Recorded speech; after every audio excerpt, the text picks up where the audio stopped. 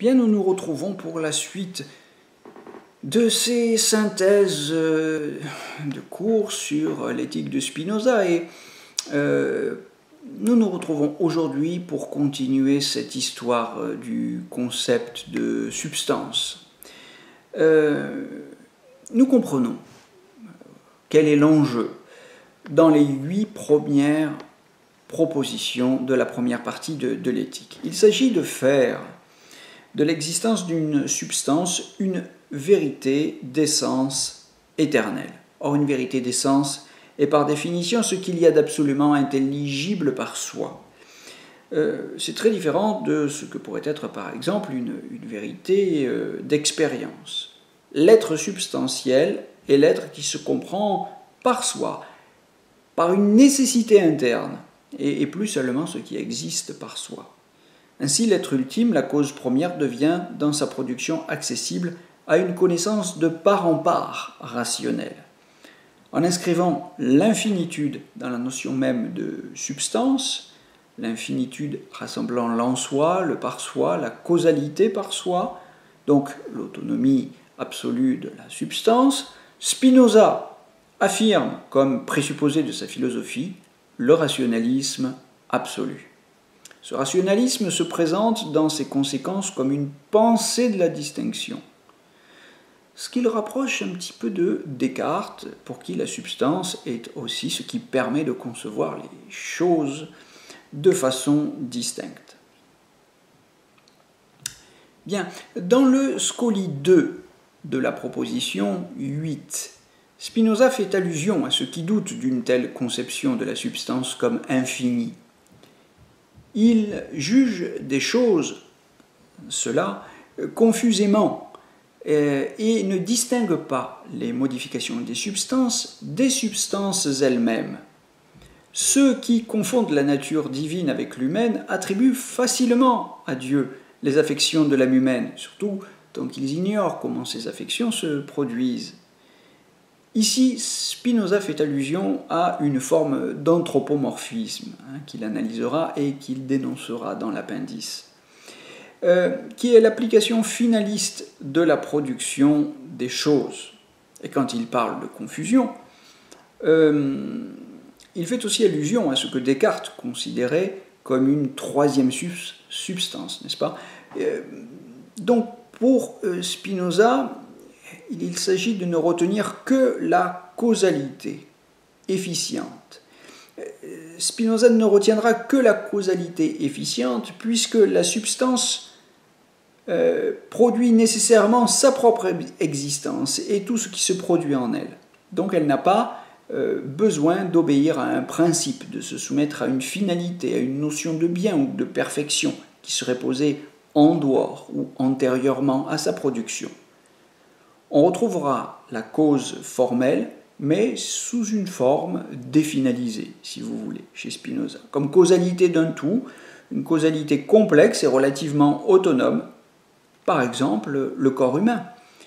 La troisième substance, c'était l'union de l'âme et du corps chez Descartes, mystérieuse, parce qu'elle ne peut être pensée, mais seulement vécue, disait Descartes. Et qu'elle impose, mystérieuse parce qu'elle impose aussi une création arbitraire aux yeux de la raison, la création d'un centre de contact et d'interprétation que Descartes localisait dans la glande pinéale, qui serait ce centre de traduction. Spinoza, vous le savez, ne cessera d'ironiser, il ne cessera pas d'ironiser sur la possibilité d'un médiateur entre les deux substances. Mais l'ensemble de ces difficultés de la métaphysique post-aristotélicienne ressortit à la thèse d'une pluralité des substances. C'est surtout là qu'est le problème. C'est le signe d'une substantification des modes pour Spinoza. La pluralité doit se trouver au niveau des modes. Elle doit plutôt être cherchée au niveau des modes et non pas au niveau des substances, car la pluralisation des substances appelle nécessairement à un principe transcendant qui en rende compte.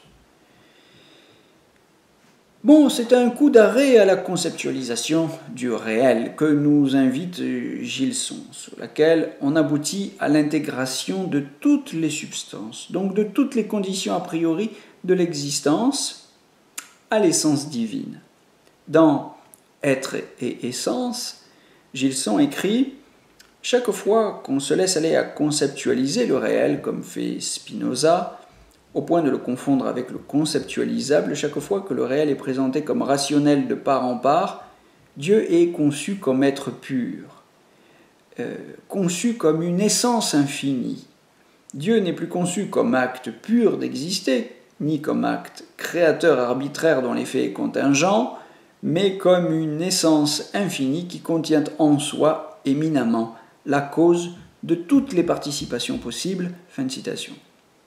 C'est-à-dire que, chez Spinoza, l'existence de Dieu cesse d'être un acte au sens absolu du terme, un acte n'étant saisissable que par ses effets.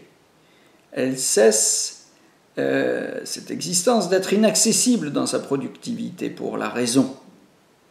Il n'y a plus disproportion entre l'entendement humain et l'entendement divin. Notre entendement a beau être limité en extension, il n'en est pas moins vrai que ce que notre entendement comprend à l'intérieur de ses limites, il le comprend parfaitement comme il l'est, sans résidu, sans mystère. Donc, il faut conclure que dans la première partie de l'éthique, la notion de substance est telle qu'elle est reconstruite et impose à l'être même de Dieu et ses attributs constitutifs une nécessité d'être, une nécessité de production. L'être et la production finissant par se confondre, et c'est ce qui est insupportable sans doute pour la théologie. Autrement dit, il n'y a plus rien qui soit en réserve. La potentialité divine est entièrement en acte. Le réel qu'elle produit et qu'elle est, les essences s'intégrant à l'essence infinie de Dieu, est le seul qu'elle puisse produire. Ce n'est jamais par un libre décret que quelque chose peut être produit. Même par Dieu, l'essence de Dieu est une loi nécessaire de production. La proposition 7 inscrit la nécessité dans la substance elle-même. L'existence est arrachée à l'incompréhensibilité qui en était l'attribut dans toute la théologie. La proposition 16 montre que la nécessité absolue de la nature divine engendre une infinité de choses, en une infinité de modes, c'est-à-dire tout ce qui peut tomber sous un entendement infini.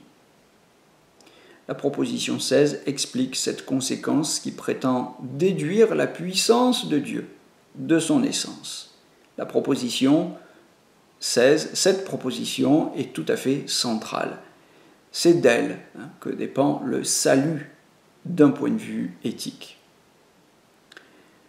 Dans la scolastique, le problème du rapport entre la substance et les modes se posait de façon différente. C'est le problème de l'analogie, c'est-à-dire le problème des noms de Dieu. Prenons l'exemple canonique de la bonté. La bonté n'est attribuable à Dieu que si on admet un certain rapport des créatures à la divinité, tel que toutes les propriétés préexistent de façon excellente en Dieu. C'est donc un même mot, mais il y a des significations incommensurables entre elles.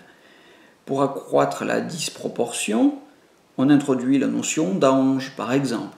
Comme dans le thomisme, il y a un premier rapport entre Dieu et l'ange.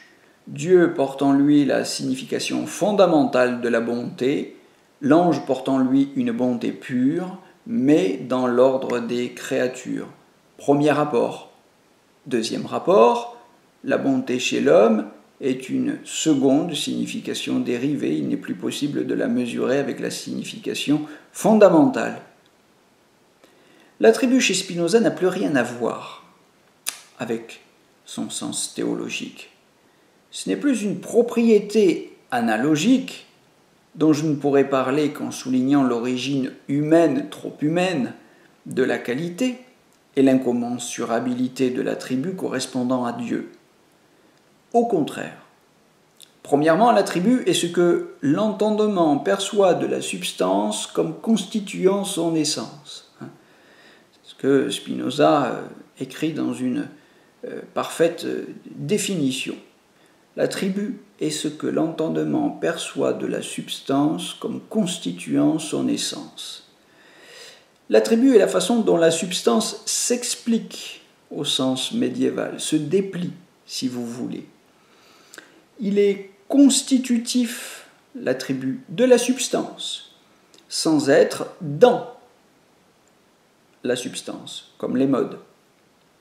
Deuxièmement, l'attribut est perceptible, directement connaissable. Nous ne connaissons une chose que par et dans un attribut. Nous ne percevons un corps que comme un mode de l'étendue, par exemple. Nous ne percevons une idée que comme un mode de la pensée. Troisièmement, en ramenant toutes les substances à une seule, constituée d'une infinité d'attributs, Spinoza ne fonde pas seulement le monisme, c'est-à-dire l'unité et l'unicité du réel, l'indivisibilité de la substance une. Il identifie pour l'entendement l'essence et la puissance, la compréhension des choses dans leur cause et la compréhension des choses dans leur cause, oui, et la compréhension de Dieu. L'infinitude est devenue un principe absolu d'intelligibilité, alors qu'elle était chez Descartes principe de limitation et de finitude de l'entendement humain. Bien, voilà pour cette vidéo. Nous nous retrouvons un petit peu plus tard pour une 13e vidéo, une suite sur ces synthèses de cours concernant l'éthique de Spinoza. Je vous souhaite une bonne journée, de bonnes lectures et je vous donne rendez-vous. À très bientôt. Au revoir.